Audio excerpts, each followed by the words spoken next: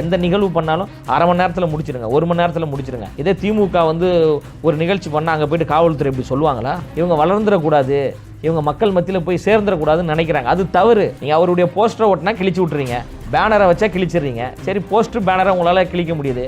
ஒவ்வொருத்தருடைய இதயத்திலும் உள்ளத்திலும் எங்கள் அண்ணன் விஜய் அவர்கள் இருக்காரு, அதை எப்படி கிழிப்பீங்க? ஒவ்வொருத்தருடைய இதயமாக பார்த்து கிழிச்சு பார்ப்பீங்களா? அந்த இடம் கிடைப்பதற்கு எவ்வளோ போராடி அந்த இடத்த நாங்கள் வாங்கியிருக்கிறோம். அதெல்லாம் நம்ம சொல்ல முடியாது. சில விஷயங்கள்லாம் நம்ம வெளிப்படையாக பேசிட முடியாது. அந்த அளவுக்கான நெருக்கடிகள் இருந்தது. அதாவது நல்லா இருந்த சாலையை கூட சாலையை பராமரிக்கிறோம் என்று அந்த சைடும் இந்த சைடும் சாலையை நோண்டி போட்டு மக்கள் உள்ளே வர முடியாத அளவுக்கான வேலைகள் எல்லாம் பல இடங்களில் பண்ணாங்க. இதெல்லாம் ஒரு உதாரணம் தான். சுங்கச்சாவடிகள் பல இடங்களில் எங்களுடைய வாகனங்கள் மறிக்கப்பட்டது. பல மாவட்டங்களில் இரவோடு இரவாக மாநாட்டிற்கு போக விடாமல் காவல்துறை தடுத்தது.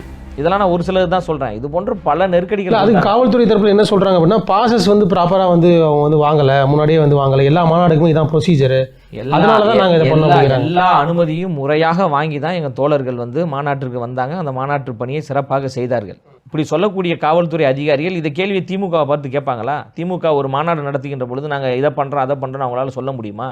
சட்டம் என்பது எல்லோருக்கும் சமமாக இருக்கணும். எங்களுடைய கொள்கையின் மீது, கோட்பாடுகள் மீது, எங்களுடைய செயல்பாடுகள் மீது விமர்சனம் இருந்தால் கேள்வி கேட்கலாம்.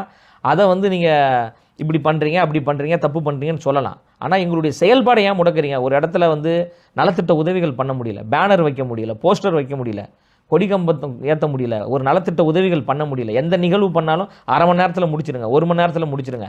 ஒரு 3000 பேருக்கு நலத்திட்ட உதவிகள் பண்ணுறோம் அப்படின்னா ஒரு மணி நேரத்தில் நீங்கள் நலத்திட்ட உதவிகளை கொடுத்துருங்க அப்படின்னா 3000 பேருக்கு ஒரு மணி நேரத்தில் கொடுக்க முடியுமா? இதே திமுக ஒரு நிகழ்ச்சி பண்ணால் அங்கே போய்ட்டு காவல்துறை இப்படி சொல்லுவாங்களா? இல்லை மற்ற கட்சிகள் செய்தால் போய் சொல்லுவாங்களா? அப்போ எங்களை பார்த்து முடக்குவதற்கான சூழல் என்னென்னா, இவங்க வளர்ந்துடக்கூடாது, இவங்க மக்கள் மத்தியில் போய் சேர்ந்துடக்கூடாதுன்னு நினைக்கிறாங்க. அது தவறு. எங்கள் தலைவர் மதுரை மாநாட்டில் சொன்னார் பாருங்க, எல்லாரும் கட்சி ஆரம்பித்து தான் ஒவ்வொரு வீட்லேயும் போவாங்க, நாங்கள் வீட்டுக்குள்ளே போயிட்டு தான் கட்சி ஆரம்பிச்சார்னு எங்கள் தலைவர் சொன்னார். அதுதான் உண்மை.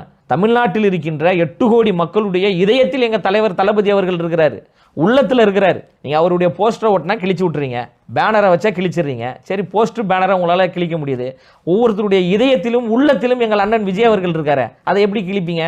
ஒவ்வொருத்தருடைய இதயமாக பார்த்து கிழிச்சு பார்ப்பீங்களா? அப்போது மக்களால் நேசிக்கப்படக்கூடிய ஒரு கரிஸ்மேட்டிக் லீடர், எப்படி 1967 அண்ணா என்கின்ற ஒரு கரிஸ்மேட்டிக் லீடர் இருந்தாரோ, 1977 எம்ஜிஆர் என்கின்ற ஒரு கரிஸ்மேட்டிக் லீடர் உருவானாரோ, அதே போன்று 2026 அண்ணா வழியில், எம்ஜிஆர் வழியில் மிகப்பெரிய ஒரு கரிஸ்மேட்டிக் லீடராக, மக்களுக்கு சேவை செய்யக்கூடிய கருத்தியல் தெளிவு கொண்ட ஒரு தலைவராக அண்ணன் விஜய் அவர்கள் இருக்கிறாங்க.